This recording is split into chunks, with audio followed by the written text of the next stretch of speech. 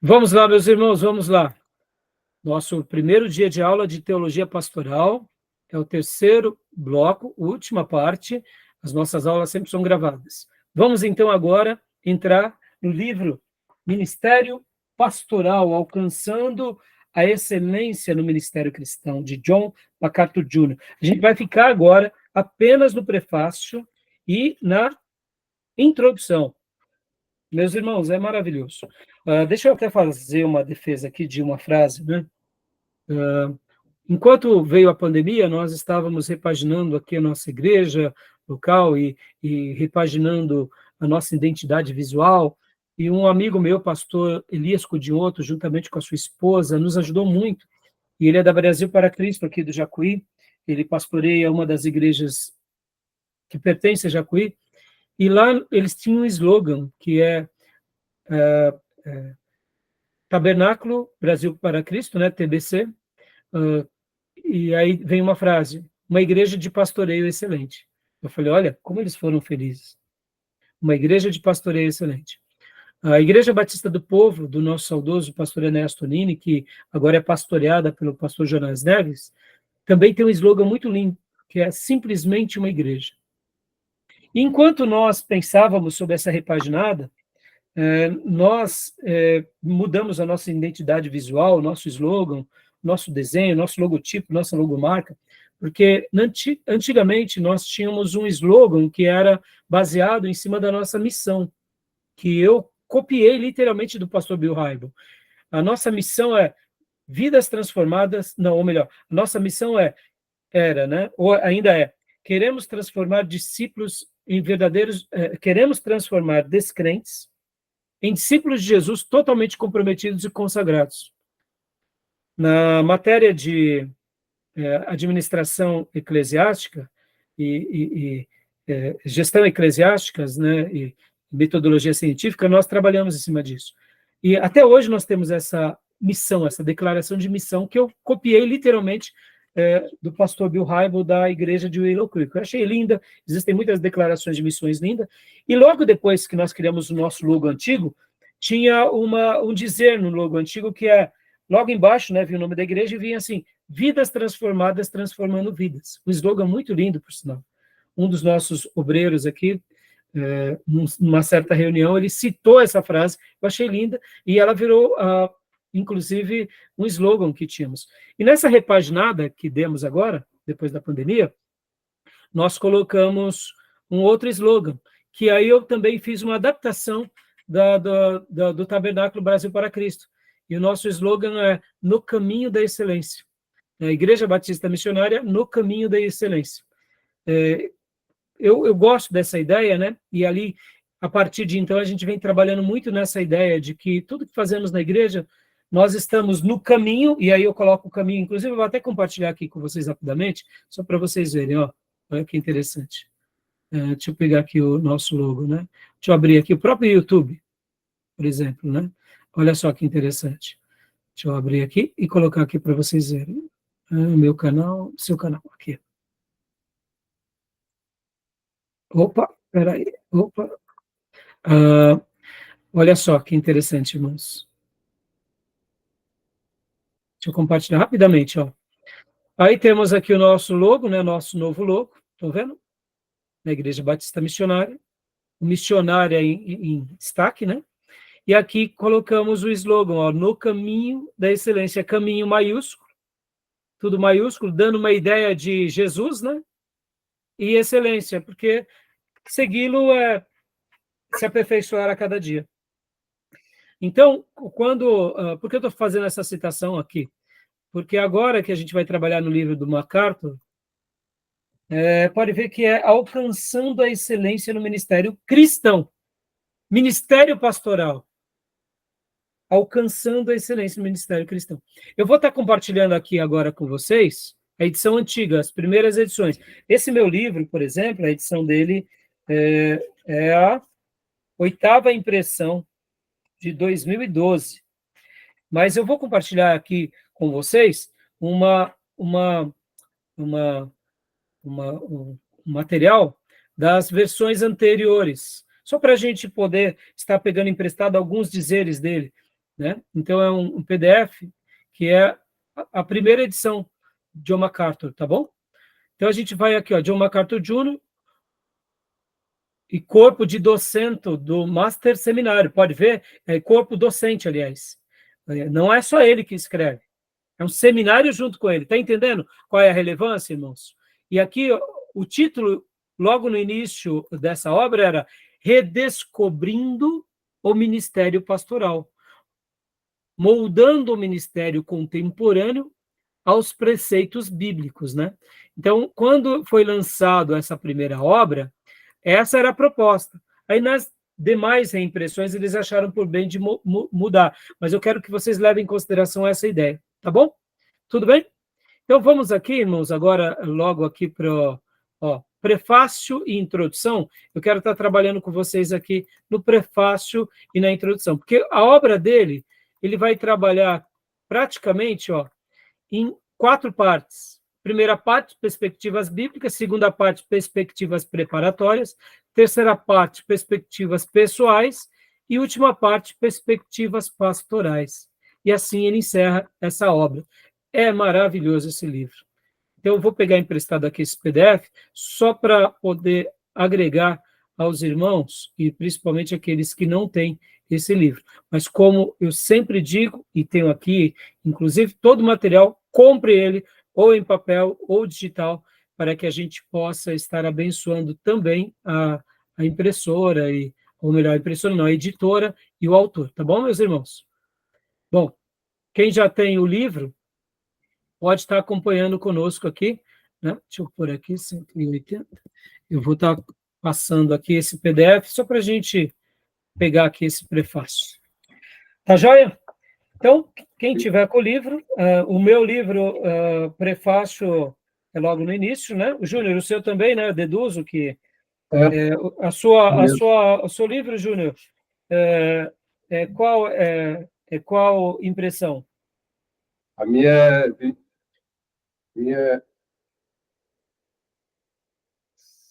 A minha é a 8ª, de 2012. A minha acho que é 18ª. Olha aí, tá vendo? Joia. Mas, então... É a 18ª impressão. Então, irmãos, né, não deixe de comprar o material, encomendem, graças a Deus é um livro que é fácil de ser achado, né? Pode ver a mesma capa, né, Júnior? Não mudou praticamente nada, né? Então, leia para nós, Gil, por gentileza, a letra tá boa, Gil? Tá sim, pastor. Então, por favor. Em harmonia com os propósitos do Master Seminary, o alvo deste volume é encorajar e instruir e está essa próxima geração de pastores, missionários e professores, a oferecer à igreja a liderança pastoral exigida pela palavra de Deus. Dá uma pausa aqui. Olha só que esse seminário, que é o Master Seminary, ele está comprometido a fazer com que esta e a próxima geração de pastores, missionários, professores e liderança pastoral de uma forma geral resgatem esse papel do pastor e do desdobramento dele da forma que a Bíblia deixou. Por que há essa preocupação do MacArthur, irmãos? E de todo o corpo do seminário Master? É porque é normal de ver o quê? Que a igreja ela começa a crescer e ela vai separando os laicos, ou seja, os sacerdotes e os leigos. Então, quer dizer, a questão não é essa, a questão é, vamos lá, todos têm um dever. E não somente isso. Pastores, vamos viver toda a intensidade do ministério pastoral. Tudo que a Bíblia nos ensina. Não vamos ser profissionais da fé. Vamos deixar de lado aqueles que se corromperam, porque, irmãos, guardem isso, a história se repete. A história se repete. A história se repete em gênero, número e graus. E se a gente não tomar cuidado, a gente vai ser essa geração que vai entregar uma igreja, talvez, quem sabe, menos fervorosa à próxima geração. A gente não pode colocar o nível para baixo, a gente sempre tem que colocar para cima. Então, essa é a proposta deles. tá bom? Continua para nós, Gil, por favor. Aqui, ó, de uma forma... Aqui. De uma forma altamente condensada, o Ministério Pastoral oferece boa parte do currículo de teologia pastoral do Master Seminário, cujo alvo é preparar homens que pastoreiem igrejas, ofereçam liderança pastoral no campo missionário e assumam funções pastorais nas suas responsabilidades do ensino institucional. Esta obra reúne-se às edições previamente publicadas, redescobrindo a pregação expositiva, introdução ao aconselhamento bíblico, oferecendo uma biblioteca de recursos pastorais em 3 volumes. Dá uma pausa aqui. Pode ver que eles fizeram um condensado, uniram várias grades. Por isso que eu falei na minha apostila que é a fina flor essa matéria. O Júnior, graças a Deus, já é um cristão bem maduro, a Maísa também, nosso irmão Tomé, que hoje não está na aula também, a irmã Cleusa já também tem bastante tempo, né, não está conosco hoje, né, o pastor Johnny já é pastor, Gil, João Obreiro, evangelista, ou seja, percebam como é bom vocês já terem passado por uma experiência, porque da teologia pastoral a um aluno, logo de cara, nas primeiras matérias, eu diria, é bom, mas é um pouco frustrante, porque ele não vai entender toda a complexidade desse suprassumo. Ao mesmo tempo, dar essa matéria no final do curso, eu acho que é maravilhoso, porque a pessoa ela começa a entender melhor o papel da pregação, do aconselhamento, do ensino, da liderança, da parte administrativa da igreja, de cada parte. E então, por isso que eles aqui fizeram essa obra, praticamente condensar todo o curso do seminário. Então, olha que interessante, né, irmãos? Bem interessante, não? E para quem já começou a ler o livro, o que vocês estão achando? Que legal. Achei bom. Eu estou achando maravilhoso. Muito bom. Eu, particularmente, sou apaixonado pela matéria do MacArthur, pelos livros, pelas obras, então, e outra, para mim, é especial. Então, Jóia, continua para nós? Ok. O Ministério Pastoral visa tanto pastores experientes como jovens em preparação ou em início de ministério. O livro conduz os pastores de volta às Escrituras, com autoridade básica no desenvolvimento de uma filosofia de ministério, uma vez que muitos pastores de nossa geração tornaram-se presas da lei do consumidor ou da filosofia de ministério voltada para o mercado. Este volume propõe-se a recobrar e reafirmar, restaurar uma abordagem bíblica do ministério pastoral.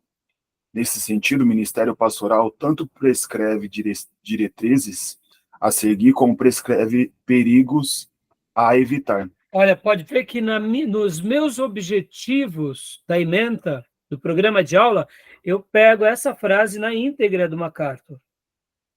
Por quê? Porque, de fato, esse livro tem essa preocupação. Vamos lembrar um pouco, meus irmãos, o século passado, né? Vamos lembrar dos televangelistas. Vamos lembrar do desserviço deles. Muitos ganharam vidas, foi ótimo, mas e os escândalos? E as corrupções? E as negociatas? E os vexames? E as heresias? Então, perceba que MacArthur está escrevendo aqui essa obra e falando a alunos e preocupado, e essa é a minha preocupação. Por quê? Porque nós, de fato, somos muito tentados. A gente precisa, de fato, voltar-se às bases. E aqui ele chama a uma filosofia de ministério no sentido de como foi deixada por Cristo. Por quê? Porque senão a gente vai ser presa do quê? Do que ele chama aqui. Olha que frase importante é essa frase. Tornam-se presas, né? Tornam-se presas aqui Esse consumidor. Da lei do Consumo, né? consumidor. Da lei do consumidor. Muitas igrejas estão assim ou não? Oxe. Pelo Sem amor de dúvida. Deus. Pelo amor de Deus. Não é assim? Tornam-se presas da lei do consumidor. O que mais? Olha aqui. E ainda, como se não bastasse, Sério voltada para o mercado. os neopentecostais não são isso? Meu Deus. Totalmente isso. É uma igreja de prateleira. Você vai para pegar uma bênção. E dependendo do dia, não é o dia da bênção, porque no açougue lá, que eles vendem, fazem todos os seus sacrilégios, a bênção tem dia certo. Tem o amor Então, também. hã? Tem a do amor também, né? Vende o perfume do amor. E vende tudo, né, Júnior? As indulgências evangélicas. Né? Então, o que acontece, irmãos? Percebam como isso é sério, irmãos. A questão do marketing. O marketing tomou um protagonismo além do Espírito Santo. Por quê? Porque se você tem um bom marketing, para que você precisa do Espírito Santo? A psicologia de massa, ou seja, o lado emotivo de você seduzir as pessoas com uma música, com alguma coisa que leve elas à emotividade, vale mais do que tudo. Ou seja, perceba, irmãos, olha onde estamos, olha como estamos vivendo. Então, percebe o quanto esse material ele vai ser aqui uma voz da nossa consciência. E irmãos, todos aqueles que fazem um seminário ortodoxo, ou eles se consagram mais, ou eles desviam de vez, não tem escolha. Porque a pessoa já sabe o que espera para si, o que Deus espera para ela no reino. E se ele se envereda por uma lei de consumidor, ou se ele se envereda também por a filosofia voltada para o mercado, ele está se autocondenando. Concorda, irmãos? Sim. Então, a minha proposta é trabalhar em sincronia com a MacArthur e com todo o colegiado deles, tá bom? Então, Gil, continua lendo. Alguma pergunta, alguma fala que vocês gostariam de dizer, irmãos? O primeiro capítulo vai abordar bastante essa questão aí que o senhor falou, né? A corrupção, assim, do ministério pastoral, assim, por conta da cultura e do secularismo, assim, entrando dentro da igreja, e a importância do ministério pastoral ser firme, né? E voltar à escritura, né? Exatamente. Opa, cancela aqui. Exatamente. Agora, Gil, você deu uma frase que eu vou trabalhar muito daqui em diante. Pastor, ele precisa ser firme. Agora, vem cá, deixa eu fazer uma pergunta para vocês. Lembra que eu, no módulo anterior, segunda parte das aulas de hoje, eu falei que eu ia deixar algumas perguntas da minha apostila para depois? Para a próxima aula, para o segundo dia? Por quê? Eu faço uma pergunta aqui, já antecipando alguma coisa. Os pastores, eles têm sido firmes? Hoje, quando um pastor é firme, o que as ovelhas fazem? Ah, sim. O Aí aprisco do lado. eles querem ouvir, eles querem não que o pastor tem que pregar a palavra, eles querem o menu dele. Eu quero tal coisa. Eles ditam o que o É. pastor tem que pregar. Porque se o Isso. pastor não pregar o que se querem, eles trocam o pastor. Isso é de igreja histórica, né, Júnior? Sim, Agora, sim. e quando você é neopentecostal, o pastor virou o quê? Um amassageador de egos. E aí tem uma frase muito linda de Spurgeon que diz: eu sou pastor de ovelhas, e eu não sou apacentador de lobos. Teve uma missionária, pastor, que veio lá da Índia, ela é do Brasil, a Paraíba, casou com o indiano, ela está na Índia, faz missões lá.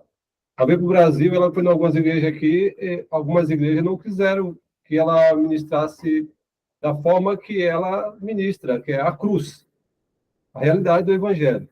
Queria que falasse o que eles quisessem que falasse. Sim, sim. Entendeu? Júnior, é o que mais tem, Júnior. Hoje, Júnior, pode ver, os pastores, infelizmente, se tornaram animadores de auditório. Eles têm que inspirar em todo culto. Exato. E todo culto ele tem que inspirar, tem que motivar. É. Porque se eles não fizerem isso, eles não estão no espírito contemporâneo, eles não têm uma boa energia. Pode ver que até essa expressão energia virou algo como quase que uma mantra. O fulano tem uma boa energia, o fulano não tem. Ou seja, se você fala as coisas que são benquistas pela maioria, você é dos nossos. E aí eu pergunto, como Jesus ficaria nessas igrejas hoje? Ixi, era expulso. E Paulo, então? Paulo era... Não que Jesus... Percebam, nós temos parte das mensagens de Jesus. Não temos todas.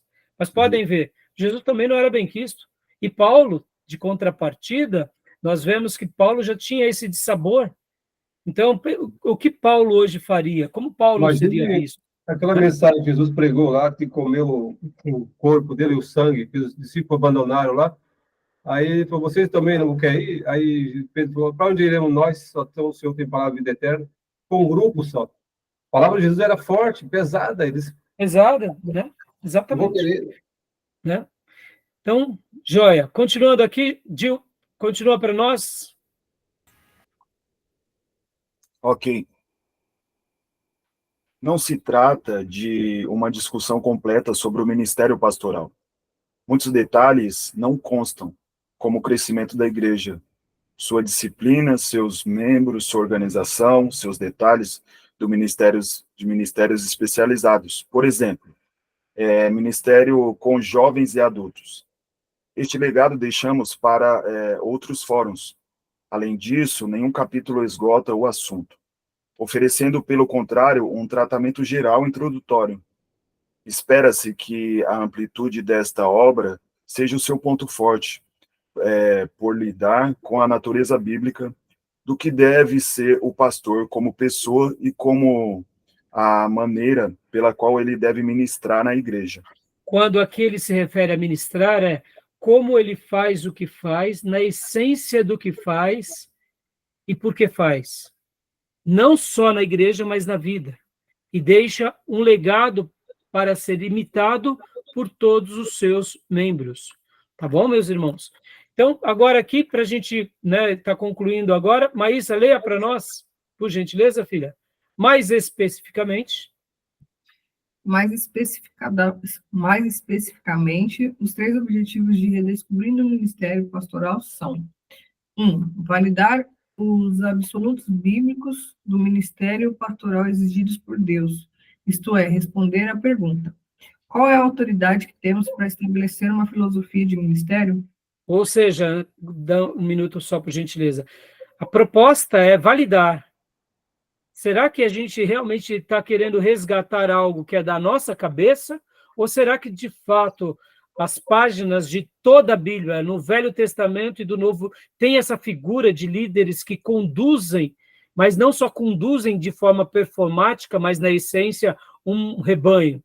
E eles são bem vistos, eles são quistos, eles são amados, são apedrejados, mas isso tudo tem base nas Escrituras ou é uma coisa da nossa cabeça, porque a gente precisa estar no controle de um grupo que dá dinheiro, que tem influência política, que acaba tendo recursos e gera recursos, porque, como Paulo disse, e é muito verdade que sobre essa questão de igrejas dá dinheiro e dá mesmo, será que, em virtude desse poder que se podemos ter e desfrutar, a gente está criando algo novo? Ou será que realmente a gente está buscando em algum lugar essas premissas, né? Então, primeiro, validar. Segundo, elucidar qualificações bíblicas para pastores de igreja, isto é, responder à pergunta: quem são os subpastores autorizados por Deus para cuidar do rebanho de Cristo? Por que subpastores? Já que ele é o pastor por excelência. Nós não somos os pastores por excelência. Somos pastores por um tempo a serviço de Deus durante o período que ele nos permitir viver. Até porque a igreja é de Cristo. Nós não temos uma igreja, servimos a uma igreja durante algum tempo, alguns dias, meses, anos ou décadas, até o próximo líder assumir juntamente com o próximo colegiado. Mas é elucidar diante das Escrituras. E, terceiro, delinear as prioridades do ministério pastoral, isto é, responder à pergunta: quais são os fatores envolvidos em um ministério pastoral fundamentado nas Escrituras? Joia. Ou seja, né, além de estar dando essa premissa de elucidar, ou seja, será que pastores, depois que se tornam pastores, dentro dessa questão da elucidação, na caminhada não se perdem? Não pegam alguns atalhos? E aí precisam voltar? Saber qual é o seu devido papel? Uma coisa é você ser o diretor de uma empresa, outra coisa é você ser um pastor de uma igreja. E delinear, mostrando quais são essas prioridades. O que está envolvido? O que a Bíblia ensina? Qual deve ser o meu papel? Uma coisa é o mercado de trabalho, outra coisa é a administração de uma empresa, outra coisa é a igreja. Elas são parecidas, mas são distintas. Uma coisa é uma instituição, outra coisa é um organismo. Tá bom, meus irmãos? Tudo bem até aí? Ok. Tranquilo? Tranquilo. E para a gente encerrar, vamos ler aqui o livro Esboça 4 aqui. Leia para nós, Maísa, o livro. O livro esboça 4 grandes categorias que vão da Bíblia à prática. Incluem 1. Deixa eu dar uma pausa aqui. Júnior, lembra que há pouco você falou bastante, né, no primeiro encontro nosso, no primeiro bloco da aula de hoje, a questão da prática. A questão da prática. É isso que importa. Mas agora, deixa eu só dizer uma coisa, irmãos. Se nós não temos teoria, a gente pode ter uma prática vesga. A prática ela é importante, mas ela só se torna relevante, muito importante, se a nossa teoria ela está fundamentada, de fato, nas Escrituras. Porque eu posso até ter práticas, né? Os pentecostais, o que eles mais têm é prática, mas eles são vesgos. São vesgos nas Escrituras, são vesgos no cristianismo, são vesgos na ética. Por quê? Porque eles não estão preocupados com a teoria.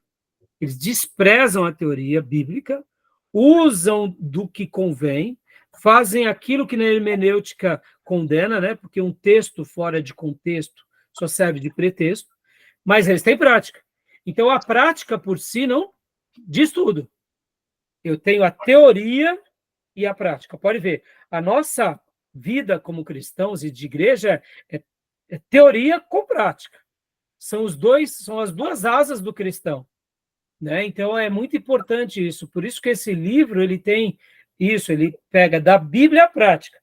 Jesus tinha isso, ele veio e nos deixou os seus ensinos, porque ele leva-nos à prática. Assim é a igreja primitiva, da teoria à prática. Então, a gente vai trabalhar muito bem isso, tá bom? Beleza até aí? Tranquilo? Então, Como, Júnior? E a piedade, né? Sim, quando eu uso muitas vezes o termo piedade, piedosos, é uma vida de prática, né? É uma vida de prática em devoção. É uma prática que tem devoção. A piedade nada mais não é simplesmente uma atitude piegas, né? No sentido pejorativo, de religião apenas nominal. Não. Se a minha vida religiosa não tem piedades, ou seja, devoções práticas, a minha religião é questionável, né? Então, isso aí. Então, leia para nós, mas... O caráter e a essência bíblica no ministério pastoral.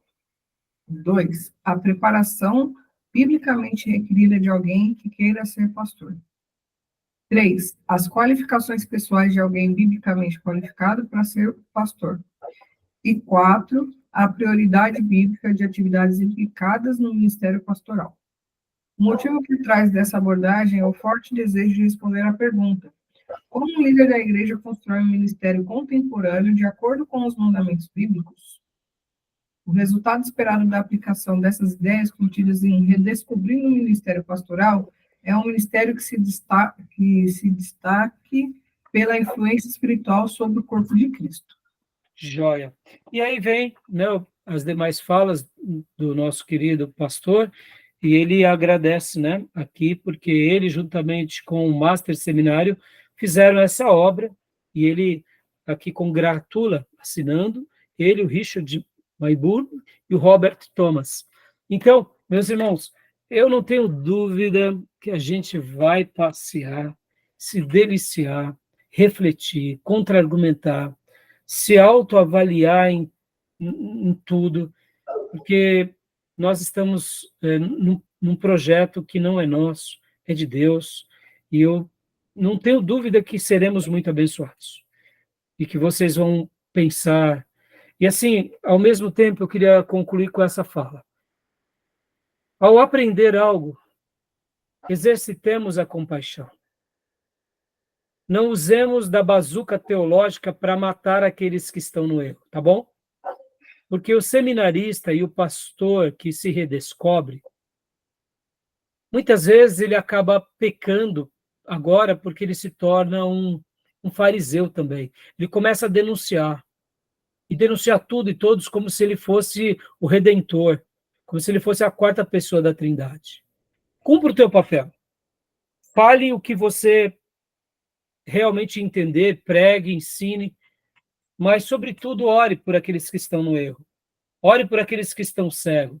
Ore por aqueles que foram presos pelo mercado, ou por aqueles que se deixam levar, como ele bem disse, né, pela filosofia de mercado. Porque muitas pessoas estão nessas igrejas ou se deixaram levar, porque eles até acham que estão certo, porque eles foram ganhos nessas igrejas. E aí é essa hora que a gente tem que ter compaixão, a gente tem que ter uma mensagem bíblica, temos que ser firme na mensagem, não negociar, mas, sobretudo, fazermos como Jesus fazia, como os apóstolos faziam, porque, irmãos, o diabo ele é sujo, ele é astuto. Existem sim os seus lobos com vestes de cordeiro, mas existem muitos homens de Deus perdidos nesses lugares e mulheres que a gente denuncia, porque um dia eles foram evangelizados por esses. E lá eles estão cegos, seguindo outros cegos. Mas creiamos que o Espírito Santo que trabalhou em nós vai trabalhar neles. Porque se Deus levantou Lutero do meio da Igreja Católica, por que não pode levantar muitos outros luteros do meio dos neopentecostais, ou mesmo dentro daqueles que são hipócritas? Pode sim. Se Deus fez um dia, ele vai fazer de novo. E a gente não pode duvidar do poder de Deus. A gente tem que ter esperança, mas sejamos firmes. E se Deus também nos der uma palavra, sejamos boca de Deus, mas vamos tomar cuidado, porque muitas vezes a gente acaba sendo, eu diria, seminaristas que usam a bazuca teológica para matar. E dizer a verdade matando, não estamos no espírito cristão. Né? É por isso que nós pregamos, e falamos, e vivemos. E como dizia o meu saudoso mestre, o pastor Enéas Tonini, quando começava o culto, lá no seminário, Stebinet, ele dizia: quem é crente, me siga. Quem é crente, me siga. E é isso que um pastor tem que fazer. Ele tem que dar o exemplo e dizer: quem é crente, me siga. E vamos criar uma igreja, simplesmente uma igreja, onde tenha pastores de excelência, onde estejamos no caminho da excelência, e que, sobretudo, o Espírito Santo, por nosso intermédio, exale o bom perfume de Cristo, e que a gente possa, assim, deixar marcas poderosas onde quer que a gente chegue. Tá bom, meus irmãos? Porque a luta é grande. E o diabo está aí, ó. Está aí para tentar se levantar mesmo. Tá bom? Beleza? Sim. Alguma pergunta? Alguma Não, fala? tranquilo. Tranquilo? Só de você pastor. Você foi um pouco crítico aí e generalizou um pouco com os pentecostais em geral. Não, os pentecostais são bênção também. Eu falei neopentecostais, né? Ah, tá. Neopentecostais. Os pentecostais são bênção. Mas, sabe, Júnior, e assim, até dizer uma coisa, né? Pode ver que essa obra nasce no quê? Na CPAD. A CPAD é uma editora maravilhosa. Boa. Tem nos orgulhado muito, né? Tá bom? Beleza. Beleza, meus irmãos? Tá joia. Joia. Até mais. Fechado, então, meus irmãos. Fechado. Então, querendo Deus, nos vemos quinta-feira para a glória do Senhor. Amém? Amém. Peguem Amém. firme nas leituras, peguem firme nos livros, textos, e vamos pedir para o Senhor nos ajudar nesse projeto que é dele, para a igreja dele, porque somos ovelhas do seu pastorado. Amém? Amém. Ok. Amém, pastor. Deus abençoe, Tá bom. meus irmãos. Glória a Deus. Deus abençoe quinta. também. Até Graças a quinta. Deus. Até quinta. Descanso. Graças a paz. Graças a Amém. Deus. Bom descanso. Bom descanso, meus irmãos. Deus abençoe. Amém.